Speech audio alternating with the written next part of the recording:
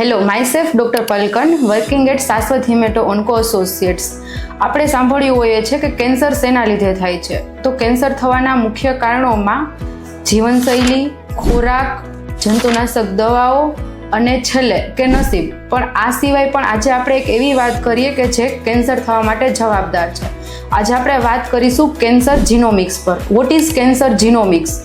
આપણું શરીર કોષોમાંથી બનેલું હોય છે. કોષની અંદર ડીએનએ હોય છે. ડીએનએ કોષને કઈ રીતે વર્ક કરવું, કઈ રીતે વૃદ્ધિ કરવી તેના માટે સંદેશો પૂરો પાડે છે. ડીએનએ વિશે તમે સાંભળ્યું હશે. ડીએનએ એટલે રંગસૂત્રો જે કોષોને કઈ રીતે વૃદ્ધિ કરવી, કઈ રીતે એને વર્ક કરવું તેનો સંદેશો આપતો હોય છે. હવે જ્યારે આ ડીએનએની રચનામાં કંઈ વિક્ષેપ આવે, તેની શૃંખલામાં કંઈ મ્યુટેશન આવે, મતલબ કે જે ડીએનએને કોષને મેસેજ આપવાનો છે, જે વર્ક કરવા માટે મેસેજ આપે છે, તેમાં કંઈ મ્યુટેશન આવે તો તેના કારણે શરીરનો જે કોષ છે તે અનિયંત્રિત રીતે વૃદ્ધિ પામે છે અને તે એક કોષમાંથી બે કોષ થવાની, તેની વૃદ્ધિ પામવાની જે સ્પીડ છે, જે ઝડપ છે, તેમાં વધારો થાય છે. તો તેને આપણે કેન્સર કહીએ છીએ.